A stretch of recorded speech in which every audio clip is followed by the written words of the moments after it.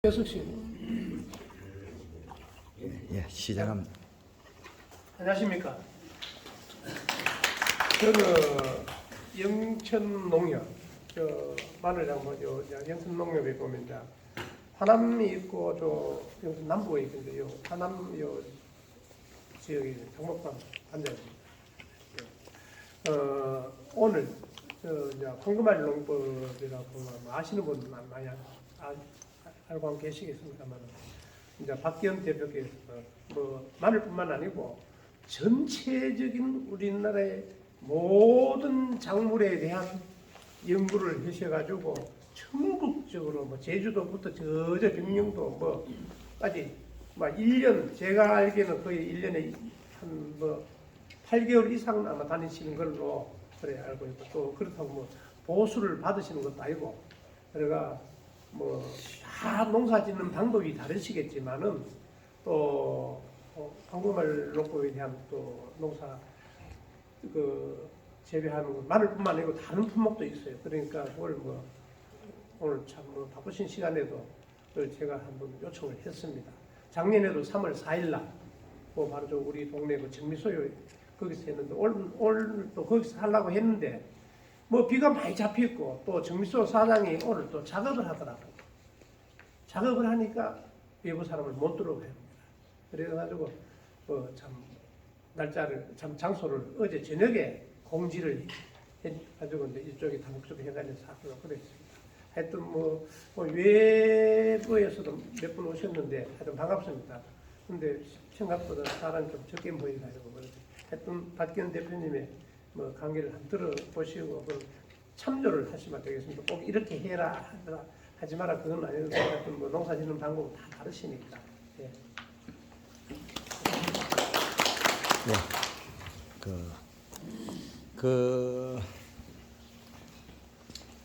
네, 예, 반갑습니다. 황금알 농법 대표 박기현입니다. 반갑습니다. 우리 영천 지역에는 마늘 역사가 상당히 오래돼서 재배를 하고 있는데, 얼마만큼의 단위 면적 땅에 생산할 거냐, 그게 이제 우리가 관건을 두고 풀어나가야 됩니다. 지금 현재도 우리가 아직까지 안 풀고 있으면 외국 농산물을 우리가 이길 수가 없다는 거죠. 외국 농산물. 그래서 우리는 최종 1차 목표를 15kg를 정해가지고 진행하고 있습니다. 전년도 어령의 김일상 초대 군의원님이 마늘 농사 끝내고 나서 되게 기분이 나빴습니다. 프로그램을 짤 때는 15kg를 짰는데 결국엔 11kg밖에 안 나왔어요, 평당. 그럼 우리 영천에서 11kg 나왔다면 비료를 얼마나 조금 가는 기분 좋겠죠? 평당 11kg 나왔다면. 그러나 프로그램을 계획하고 설계낼 때 이미 15kg인데 15kg가 못 나와버렸어요. 15kg를 누가 못 나오게 만들었냐면 NKB로 한번 실수한 그 차이밖에 없습니다. 그래서 요소비를 잔뜩 줘야 되는데 중간에 NK를 잘못 줘서 일어났습니다. 마늘이 클 때는 우리가 토양 분석을 꼭 해줘야 됩니다. 가을에 심었더라면 심기 전에 토양에 뭐가 들어있는지, 우리는 마늘 계속 재배한다면 거의 대다수는 한 3년 먹을 게 들어있어요. 뭐가 들었냐? 인산가리입니다. 마늘 농사에 우리가 제일 중요한 게 황금알 농법 대표보다 더 중요한 게 우리가 요소 포대입니다. 요소가 보약인데 이놈의 요소는 적게 주고 인산가리만 잔뜩 줘가지고 농사를 짓고 있어요. 우리 마늘 전용대로 어떻게 돼 있나요? 앞대가리가 질소 수치가 낮죠? 10 몇입니까? 18이나 20 이하죠? 18로 나가요. 18년? 그 말도 안 되는 그런 비료 들고 우리가 농사 짓는 이때까지 요소보다 훨씬 못하죠. 그거는 한 포를 주는 순간에 요소 한 포보다 그건 반 포밖에 안 돼요. 그럼 인산가리가 있거든요. 우리가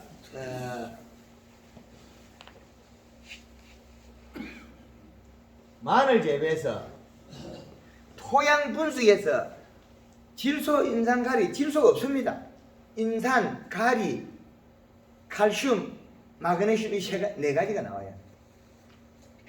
그러면 우리가 재배하는 얘들이 요만 노릇끼리 하죠. 보이죠?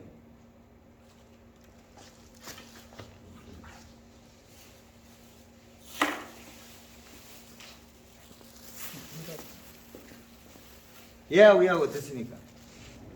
다르죠?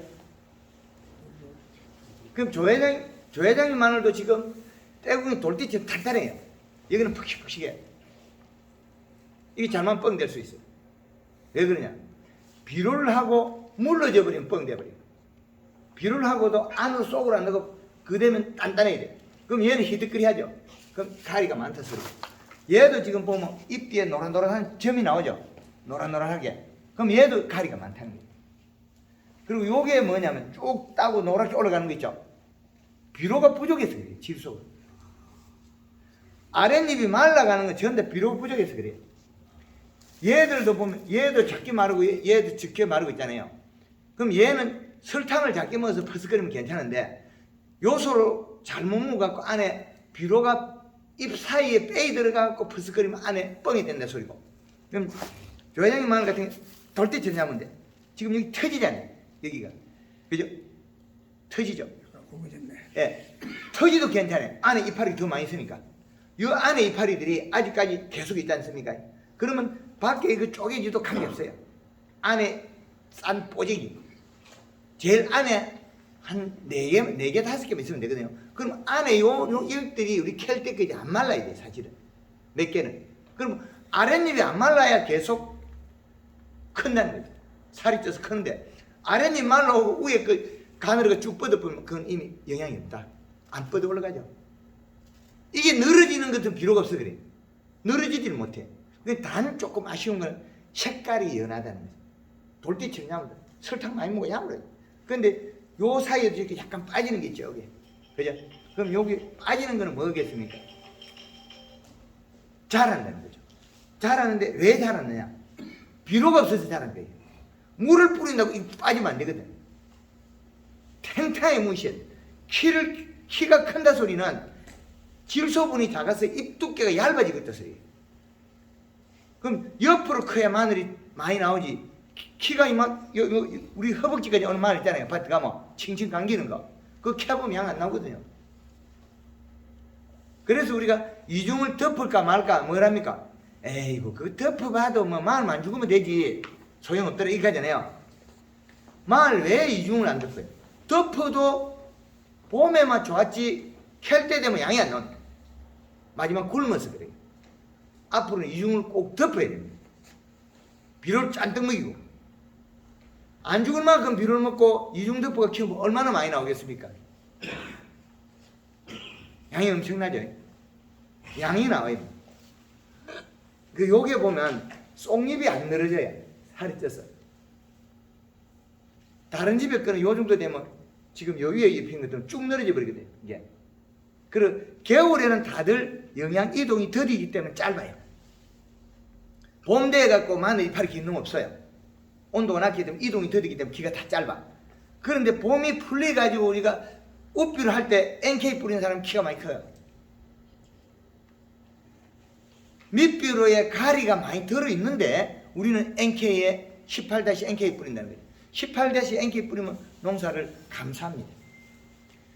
요소만 계속 줘도 요소가 부족한데 질소가 부족한데 거기다가 NK 준다는 거죠. 그럼 잘못됐나?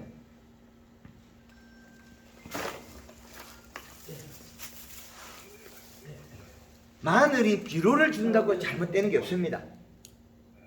입속만 안 들어가면. 요쪽은 안 들어가면 아무 이상이 없어요. 지금 논마늘 같은 게 흡골에다가 요소 한 포씩 줘도 이상 없어요. 물만 충분히 주면. 비료가 배에 들어갑니다. 언제까지 주냐? 5월 8일까지 줬대요. 5월 8일까지 준다고 손해가 있느냐? 손해 없습니다.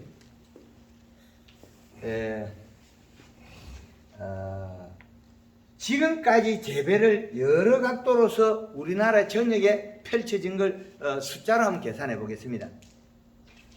숫자로. 이 숫자로가 풀지 않으면 우리는 생산량이 늘어날 수 없어요. 여기에서 우리가 토양 분석,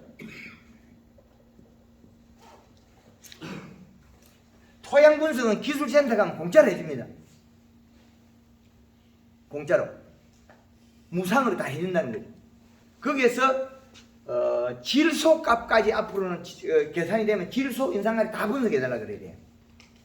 평균적으로 우리가 토양 분석표에 보면 질소 없이 인상가리가 이런 표시되어 나오는데 질소가 분석되면 질소를 표시해달라.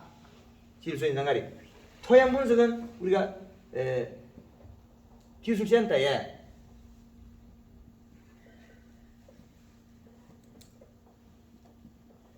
요 분석표를 보고 우리는 수치가 높게 나와가지고 가다 나오면 정량보다 한 높게 나오면 우리는 복합비로 사용할 필요가 없습니다.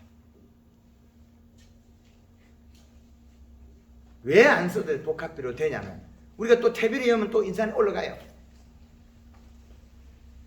제주도 같은 데서는 제가 시험해 본 게 인산가리가 과다돼 가지고 제주도에 백합이라는 꽃을 재배하는데 3년 동안 1년에 2번씩 농사를 지으면서 6번을 농사를 지으면서 요소만 지었어요. 4년 차에 돼서 또 요소만 주고 농사를 짓고 있어요. 왜 그랬겠습니까? 인산이나 가리나 칼슘이나 마그네슘이나 뚝 떨어질 때까지 써먹어도 돼요. 그게 많으면 토질이 오염되고 나빠져요. 수질이 오염되고. 우리는 돈 들여가지고 허당치는 거죠. 그래서 토양 분석 결과에서 수치가 높게 나오면 복합비료 사용하지 마라.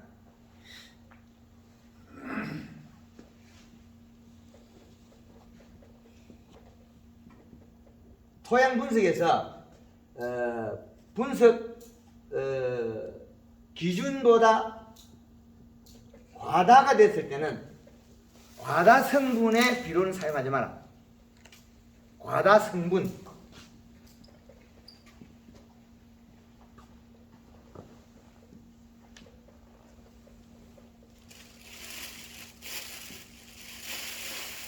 사용 아예 금지를 해버려요. 비료사. 그러면 토양 분석에서 비료가 과다된 건 아예 쓰지 말라는 거예요. 쓸 필요가 없으니까. 근데 우리는 뭔가 주고 싶어서 또 주고 있죠. 그러면 생산에 감사합니다. 근데 지금 토양을 분석해 놔놓고 거기다가 많은 데를 또 주게 되면 그러면 얘가 해를 준다는 거예요. 피해를 줘요. 그렇기 때문에 우리가 피해를 일으켜서는 안 된다는 거예요. 그래서 꼭 주지 말라는 거. 그리고 마늘이 얼마만큼 생산이 됐냐는 거는 우리가 먹고 성장을 계속해야 되거든요. 자라야 된다. 이파리가 색깔이 진해야 된다. 우리 조 회장님 밭에서 멀리 보면 색이 진하지. 그리고 낮에 이게 여기 휘어지면 안 돼. 여기 시든다는 거는 뭐냐면 왜 시드냐면 수분이 부족해서 시들어요. 이거 비료부터 해놨고요. 그래서 우리가 앞으로의 마늘 심을 때는 토양 분석에서 우리가 이 토양 분석에 하면 우리 복합 비료가 뭐만 들어있습니까? 제일 앞에 있는 게 요소, 질소. 근데 질소는 우리가 요소로 되어 있죠. 요소. 그 다음에 인산, 가리. 요것밖에 없어요. 토양 분석에는 요게 더 나와요. 토양 분석에서는 인산, 가리, 칼슘, 마그네슘까지 나와요. 근데 우리 복합 비료에는 요소하고 인산하고 가리 이렇게밖에 없어요. 거의 대다수 이거 있습니다. 그런데 여기에다 농사 둘째 잘 지어볼기라고 용성인비를 연다, 유황, 칼슘, 그거 다 필요 없는 것들이. 그게 필요했다면 이거 다 떼부자 됐을 거예요. 태비여가 부자 됐다면 부자가 됐을 거예요. 태비 많이 했다고 영천에서 11kg, 12kg 나와서 별로 없습니다. 조회장님 영천에 최고 15kg 있습니까? 제사 10kg, 10kg 없잖아요. 인구의 시간. 예. 그렇지. 15kg 설계를 못 내서 그래요. 15kg 농사 있는 설계를 뽑아야 돼, 1차적으로. 그래서 비료 성분을 분석했을 때 그 성분이 과다되어 있는데 그 성분을 또 사용한다고 우리가 생산량이 느냐면 늘지 않습니다. 지금 5월 8일까지 시간이 남았어요. 비료 마지막 5월 8일까지 비료를 줄 수 있어요. 지금 토양 뜯다가 갖다 줘보면 알아요. 일단은 요소부터 줘놓고 요소를 지금 추비를 주면 어떤 결과가 벌어지겠습니까? 뭐 아니면 또라. 잘못하면 뻥이 돼. 그런데 뻥이 안 되게 만드는 방법이 있어요. 지금 분소수를 바닥에다 거꾸로 깔면 됩니다. 분소수 거꾸로 깔아가지고 거기다가 비료 놓고 하면 아무 이상이 없습니다. 마늘 심을 때. 우리가 마늘 손으로 심다면 마늘 숨기 전에 숨고 나서 봄에 일찍 분소수를 디비가 하나 깔아놔면 됩니다. 100평당 5kg, 10kg 녹화하면 비료 마늘 이거 양 많이 늘릴 수 있습니다. 물 풀 때 관수를 미리 하면 되니까 비료는. 그래서 토양 분석에서 언제든지 비료 쓸 수 있는 방법이 있거든요. 얘가 뭐 먹거든. 비료라는 거는 옛날에는 비싸다고 건비 공장에서 만든 거 화학 비료. 근데 예.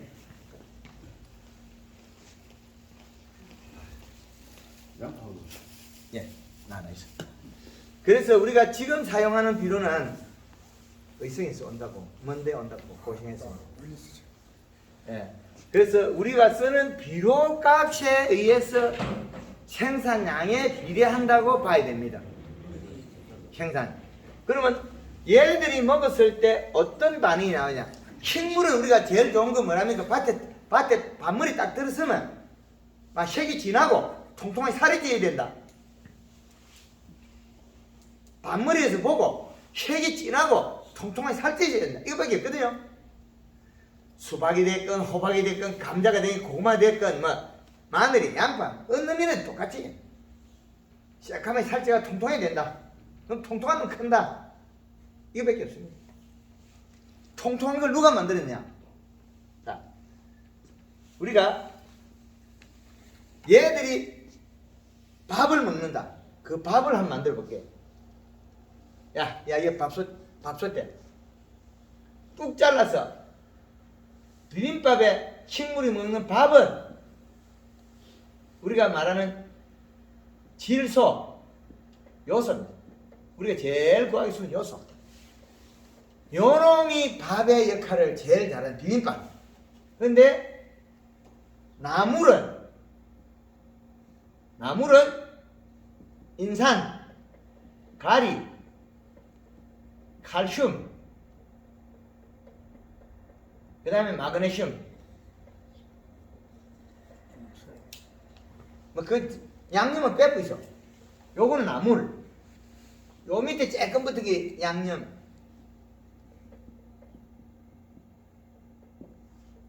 뭐 이걸 따지고 있으니까 일을 열심히 하자면 밥을 맛있게 먹어야 돼. 쬐끔 이걸 가지고 뭐 어째 보겠다 택도 안 사람이 있어. 이거 잘렸다고 잘 되고 지금 조 회장님이 지금 뭐 많이 썼다 했어요.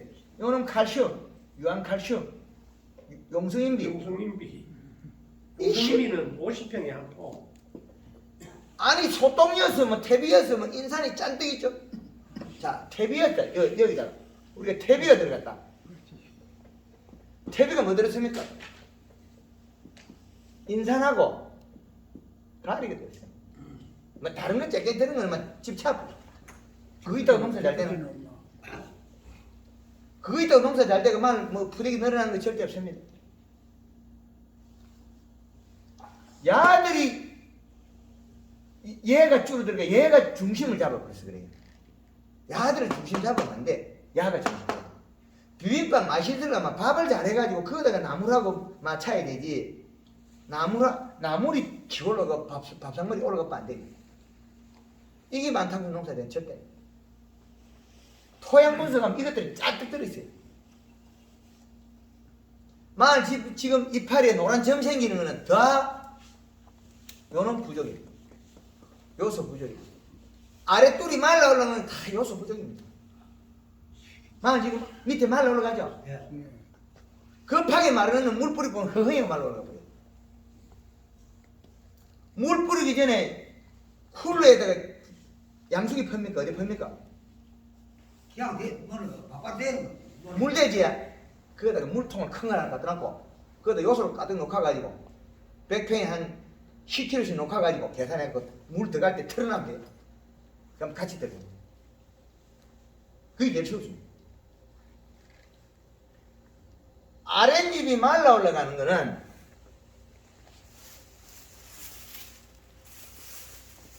여기서 말라 올라가는 건 다 필요가 없었어요. 밑에 그 빼가 쓰는 거 올라갈 때 우는 더 커야 되고 뭐 일을 끝내자면 모아야 되거든요. 안 먹고는 안 됩니다. 그 마늘이 힘이 없고 흐득거리한 것들은 대다수는 설탕이 부족하면 그래요. 근데 설탕은 누가 만드냐면 요놈이 만들어요. 요것들을 같이 붙여가지고 얘가 설탕을 만들어요. 근데 우리가 주는 설탕도 설탕이고 얘가 만드는 설탕도 설탕이에요. 결국엔 탄수화물이거든요. 근데 비료가 작아서 탄수화물 못 만들면 무조건 크게 돼 있어요. 왜? 어느 보다 키가 커야 햇빛을 많이 본다. 햇빛을 봐야 이제 안 죽는다. 햇빛 안 보면 무조건 죽게 돼 있어요. 식물은. 아무리 영양이 없어도 햇빛을 봐야 돼. 그 영양이 비기 많이 있으면 며칠 동안 견뎌. 그 차이밖에 없어요. 그래서 요놈이 들어가는 순간에 요놈들을 묶고 소화해서 색이 진해지는데 색이 진해지는 과정을 보면 우리가 그 엽록소 그 색깔이 새파랗게 되는 거 요놈은 앞에 뭐가 있냐면 질소가 붙어야 돼요. 질소가 먼저 붙고 여기다 인산, 가리, 고토, 뭐 칼슘 이래 붙어야 돼요. 미량요소 그건 쬐끄만 건 뭐 그거 빼버리고 요놈을 붙어야 요놈이 이파리가 색이 진해져요. 봄에 비료하고 난 색이 진했다가 이제 뭐 자꾸 히득거리지죠. 말이 이제 캘 때 다 되고 익을 때 다 되고 그게 아니고 못 크는 거죠. 이제 살이 빠져요. 요래 컸던 게 살이 빠지고 키만 커버린 거죠. 그래서 양이 적게 나온다. 그래서 엽록소를 만들면 얘는 뭘 하느냐? 햇볕을 이용해서 광합성을 해요. 햇볕으로 광합성, 햇볕으로 비빔밥을 요리를 한다. 그러면 광합성을 해서 뭘 만드느냐? 탄수화물, 설탕을 만들고 있어요. 설탕은 몸속에 탄수화물을 만들게 되면 뭐 또 얘가 뭐를 땡기냐? 수분을 땡겨요. 수분을 땡겨요. 함수량이 늘어나요. 그래서 조회장 마늘이 안 시들 거예요. 낮에 가도 안 시들지. 앞바닥에. 안 시드는 주 원인이 요겁니다. 시드는 것들은 거꾸로 여기하면 결국 어디 가요? 엽록소가 부족, 결국 요게 부족하다 돼요. 요소가 부족하다. 마늘이 저기 어제 비 왔는데 오늘 시들고 있단 말입니다. 비 와서 뭐 시든다는 거는 잎이 물을 먹을 수 없다. 왜? 마지막에 요놈이 없으면 탄수화물, 설탕이 없으면 물을 먹질 않아요. 가뭄은 해소가 됐는데 몸통에 수분을 못 먹어요. 물을 먹으면 죽어버려요. 물을 절대 안 먹어. 몸속에 소화를 시켜서 탄수화물이 생기지 않으면 물을 절대 안 먹어요. 이파리가 물을 우리가 쿨러로 뒀건 골물 되면 색이 진해져야 정상인데 우리 생각에 마늘도 커야 되는데 물 주는데 마늘이 안 크고 그 자리 있어요. 왜? 그러면 얘가 밥상에 밥은 차려놨는데 요놈들이 아무것도 없어. 먹을 게 없어. 요것들을 먹어가지고 광합성을 해서 만들 게 없어요. 만들질 못해. 햇볕이 있어도 일을 못하고 물을 퍼도 일을 못하고 뭐가 없었어? 요소가 없었어요. 요소를 줬더라면 농사는 금방 잘 됐어요. 제일 좋은 요소를 안 줬습니다. 요소 부족에 의해서 그렇다. 그러면 우리가 비료를 줬는데 요소 수치를 한번 나중에 보면 비료 한 포를 주면 30%의 질소 함량 인산가리 이런 것들 합했기 때문에 올해부터 이제 토양 분석해가지고 비료 조자. 그러면 토양 분석에 인산가리 많으면 요소만 좀 돼. 요소는 얼마를 줄 수 있느냐? 100평당 2포 이상 못 줘요.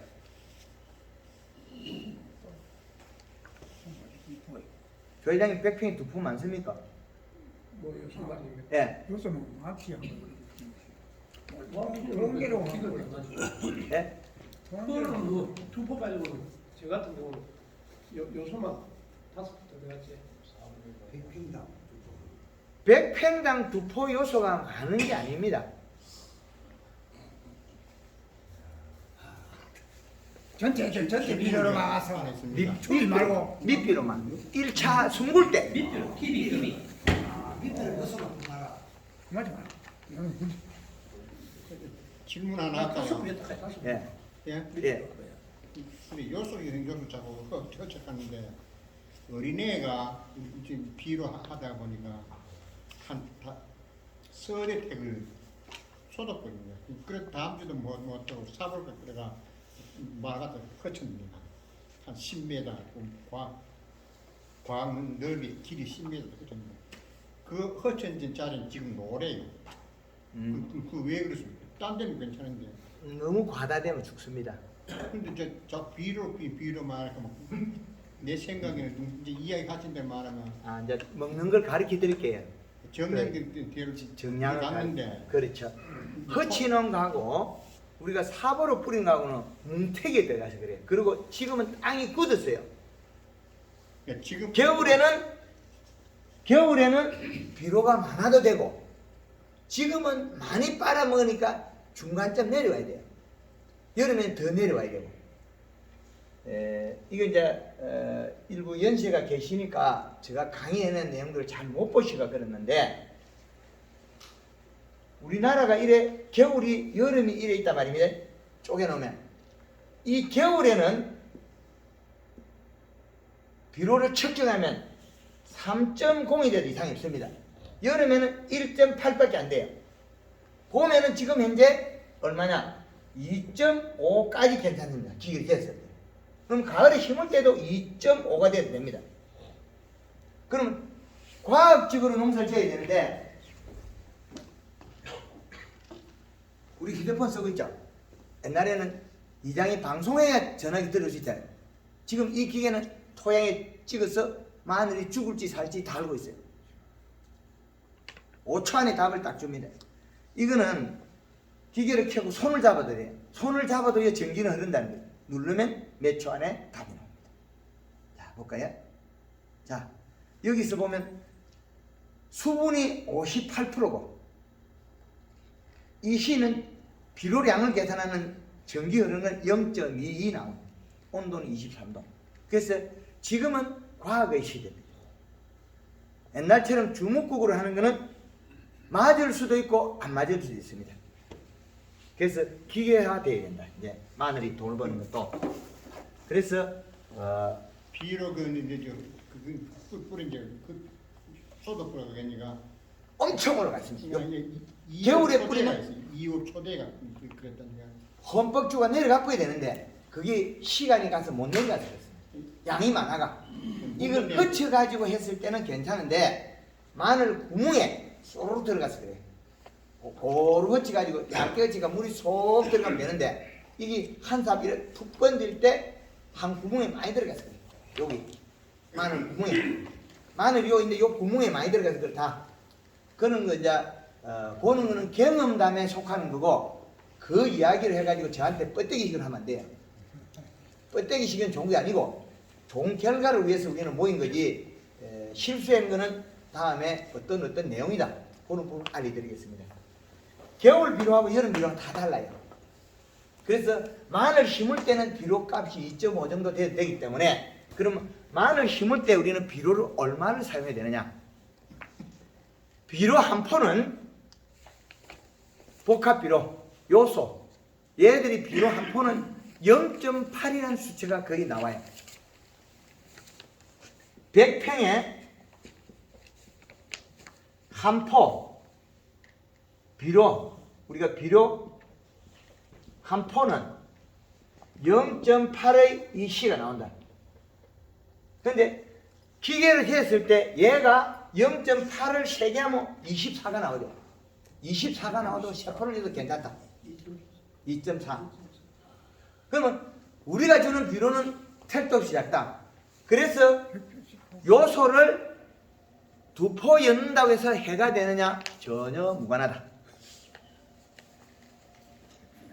그러면 우리가 기비를 밑비료를 21-를 2포를 여나 요소를 2개를 여나 똑같은 그 방법이기 때문에 21-2는 어떻게 되겠습니까?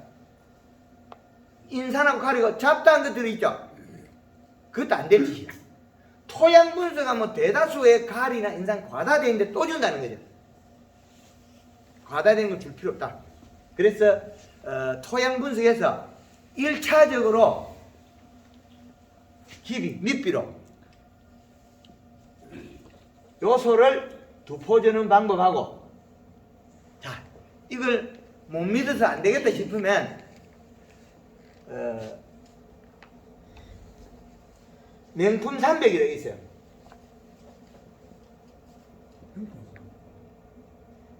이 비료는 30에 10에 8입니다.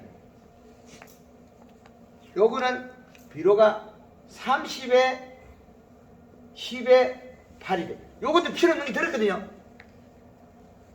인산하고 가리 들었어요. 30에 10에 8. 그러면 요소를 2포 쓰면 질소 함량이 92라는 숫자가 나와요. 얘 2포를 쓰면 60이라는 숫자밖에 안 나옵니다. 그러면 요 놈은 이미 벌써 마늘이 1.5kg가 도망을 가버렸어. 1.5kg가. 마늘은 요 숫자를 30을 먹어야 평당 1.5kg 나와요. 10이라는 숫자가 500g씩 나와요. 10이라는 숫자가. 여기 질소 함량 10이라는 숫자가 비료포대 한 포에 10이 500g씩 늘어납니다. 그래서 우리 영천 지역에 마늘이 6kg 나오면 비료 한 4포 정도 썼다.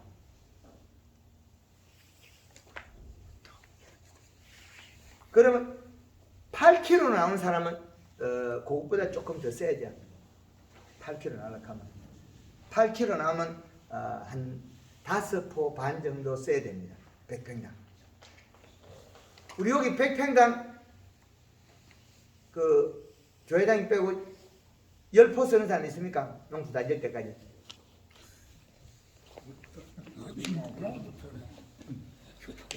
여섯 포 쓰는 사람 계세요? 6번, 3마지, 한 마지기 말고 100평. 1마지 12번. 100평 그래도 어렵다. 그것도 하니까 12번 하자.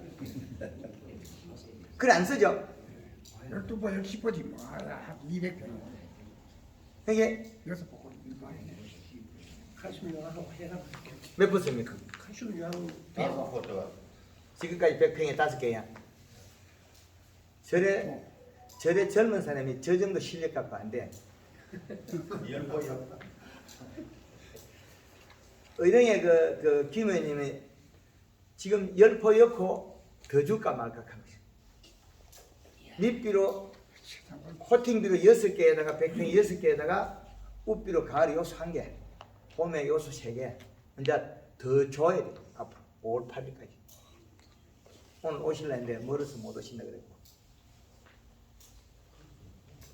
마늘이 먹는 양이 엄청나게 먹는데 이 계산 수치를 해보니까 토양 분석하고 보니까 작년에 마늘 농사를 짓고 나랑 농사 짓고 흙을 분석하고 올해 비료 넣고 분석한 수치가 같더라는 거죠. 나랑 농사 지어도 인상가리 이놈이 가다 돼버려요. 요것들이. 이것들은 땅에 딱 붙어가지고 떨어지지 않아요. 뭐만 그냥 요소가 없는 거예요. 그래서 땅에 요놈들이 많이 들어있다는 거죠. 요것들 인산, 가리, 칼슘, 마그네슘. 근데 칼슘 별로 안 줘도 많이 들어있어요. 들어있어요 땅에. 칼슘은. 그래서 비료 수치는 가을에 요소 100회 한 2포 추비해라. 2포 정도. 그래가지고 이중을 덮어서 마늘 겨울에 키우다가 겨울에 1월달이나 날 좋을 때 부직포를 빗기가지고 비닐 벗기가지고 핀을 딱 꽂아놓고 비료 한번 더 주고 물 줄 수 있으면 물을 흠뻑 주고 영양제 치고 한 이틀 있다가 가스 빼고 다시 덮어놔라. 그래갖고 비료를 겨울에 봄에 많이 줘야 돼. 많이 들어앉아있어 이놈이 크지. 지금의 그 측정해보면 0.2, 0.3 된 것만 안 커요. 비록 아직 낮아요. 지금의 2.5 정도 나와야 뭐 좀 먹고 일할 건데, 근데 2.5 되는 데가 거의 없어요. 마늘이 살이 빠지고 아래니 말라오거든요. 키가 크고. 키 크다고 마늘의 양이 절대 안 나오거든요. 그래서 밑비료를 우리는 이렇게 주고, 그 다음에 가을 추비를 얼마나 줄 거냐.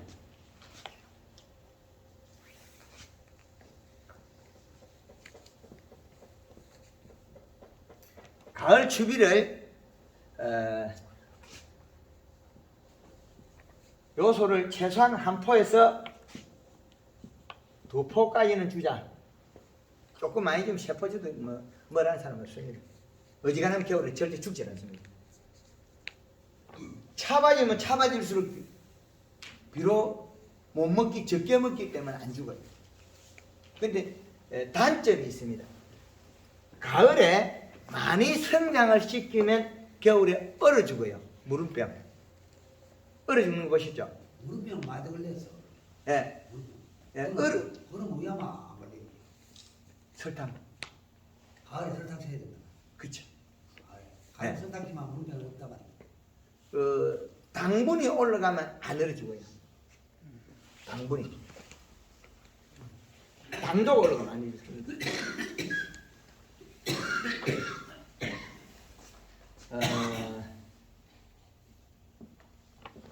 요소는 저온이 돼. 온도가 떨어져요. 근데 가리는 고온이 됩니다. 온도 올라가요. 근데 설탕은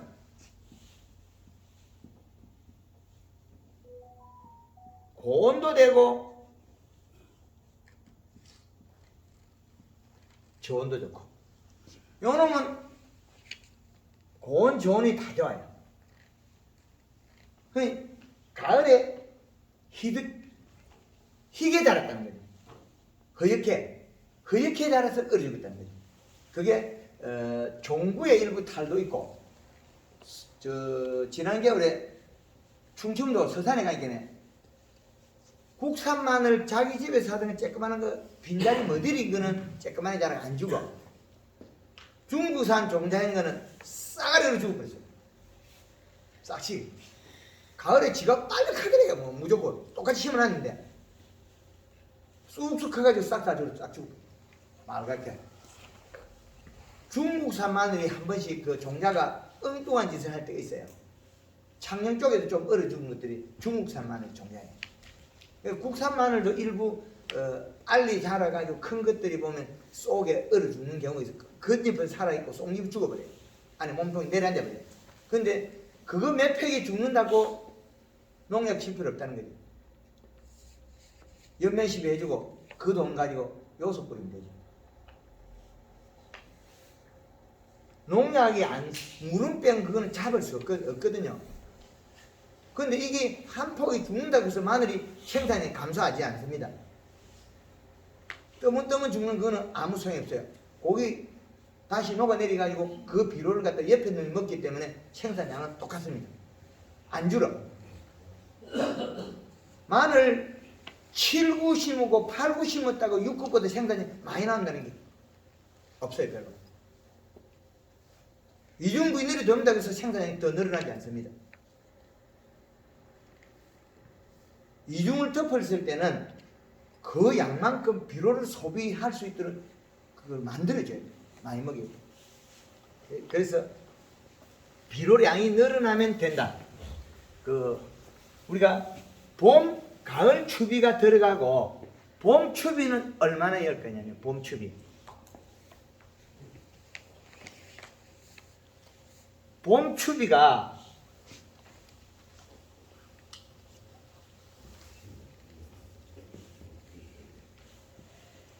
봄 추비는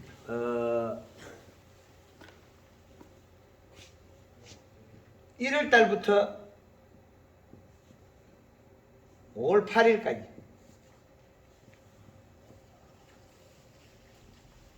이때까지 줘라.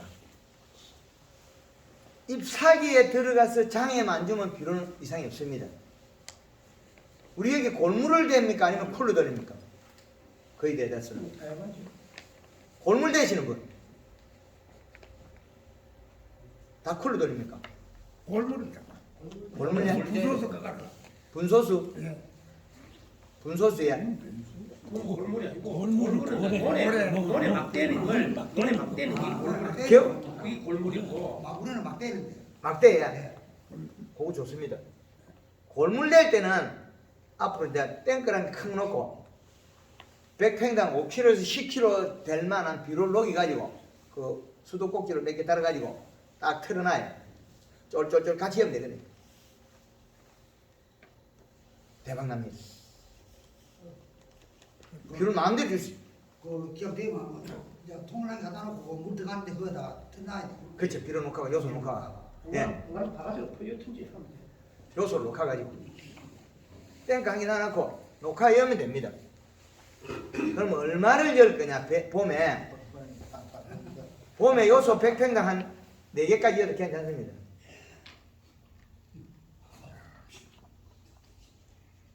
마을 먹고 마을 놓을 건데 돈 나올 건데 뿌리로 주는 거는 이상이 없어요. 비료를 갖다가 구멍에 놔두면 이건 녹아가 쓱 들어가기 때문에 그 양 농도로서는 해가 될 수가 없습니다. 그렇죠? 그래서 봄 추비 처음에 줄 때는 땅이 부풀하거든요. 그때는 좀 쑥쑥 들어가기 때문에 비료가 잘 안 일어나요. 날씨가 추워서 비료를 이렇게 좀 더 세게 먹어도 이상이 있거든요. 1월달에 추비할 때는 비료가 쏟아나도 절대 안 주고 한 바가지 부어놔도 한참 동안 안 죽어요. 안 먹기 때문에. 풀약 겨울에 치나면 안 죽죠. 봄에 일찍 3월달에 풀약 치나면 풀 안 죽죠. 이동이 더 됐거든요. 쬐끔밖에 못 먹거든요. 그래서 마늘도 우리도 조금씩 먹을 때는 비료값을 더 높이 주세요. 그런데 제가 계산해놓은 거는 겨울에 햇빛이 작기 때문에 조금 적게 먹어요. 그래도 이상이 없을 만큼 다 계산해놓은 거예요. 마늘에 그렇지만 하우스는 요것보다 약간 낮아요. 하우스. 그래서 마늘 노지가하고 하우스가하고 조금 차이 납니다. 노지는 더 하우스가 작기 때문에. 그래서 봄에 추비는 NK를 주는 순간에 마늘이 줄어든다. NK 부대 들고 가면 돈이 날아가요. 얼마나 돈이 많이 날아가냐면 NK 주면 NK가 우리 30-0-12짜리가 있어요. 요건 30이고. 그럼 요 놈은 가스가 빠지, 여기 비료가 가스가 여기서 요소에서 나와요. 그럼 여기 가스가 빠지면 30%가 없어지면 20이라는 숫자가 나와요. 20에 10이 비료를 준 거고, 이게 줄 필요 없는 건데 이건 알면 안 돼요. 요소만 해지. 이건 알면 안 되고. 우리가 이때까지 잘못한 거 NK를 주면 18-0-18을 주었단 말입니다. 그럼 요놈 준 농사가 딱 돈 까먹기 좋을 만한 거. 요거는 주면 마늘이 툭툭 자빠져 버려요. 마늘 캘 때 되면 쪼글러면 툭툭 자빠지는 원인이 요겁니다. 요놈이 주면 가스가 빠지면 어떻게 되느냐? 여기 18이 가스가 빠지면 12.6밖에 안 돼. 그럼 12.6에 18의 비료를 준 거예요. 아니 봄에 요소가 없어가지고 이파리 말라 올라가는데 그거다가 더 작은 놈을 주나니까 물을 못 먹어요. 물이 분명이야. 툭 자빠져버려요. 마늘이 툭툭 자빠진 원인은 왜냐면 요소를 먹고 요것들을 같이 먹고 소화를 시켜서 잎이 새카맣게 진해지고 진해진 이파리는 설탕을 만들어가지고 물을 먹어갖고 탱탱해야 되는데 가리를 먹으니까 어떻게 먹으려고 하면 가리가 들어와. 먹으려고 하면 가리가 들어와. 안 먹어. 안 먹으니까 어떻게 푹 잡아져. 힘이 없어요. 뭐 뭘 끼시에 먹지? 물을 아무리 줘봐도 물을 먹어. 쪼까지 설탕 잡아져. 요 이야기를 왜 하냐면 재작년에 그 3월 17일 날 우리 부곡 논 옆에 있는 사람 그 5,000평을 심었어요. 그러니까 이제 2,500평 심었나? 마늘 양파 2,500평 심었어요. 요거 두 포수면 50개 비를 끊어올라고 해. 그래서 제가 지금 가서 요소를 50개 끊어와가지고 두 번 하면 된다. 농협에 가니까 농협 직원이 형님 지금 뭐로 갖고 서래요? NK 겪은 거예요. 18-5 주세요. 이거 주놓고 나면 그 쿨로 물 돌 때는 서있다 쿨로 꺾으면 탁 잡아지고 쿨로 꺾으면 툭툭 잡아지죠. 뭐겠습니까? 농협 직원이 돈을 망쳐버린 거예요. 최소한 1,000만 날렸어요. 지금은 과학적인 계산을 머리를 못하면 돈이 날아가요. 지금은 과학적인 계산을 해야 돼요. 주먹국으로 대들다가는 번번 이제 까먹어요. 농협 직원이 요놈을 줘가지고 돈을 한 1,000만 이상 날려버렸어요.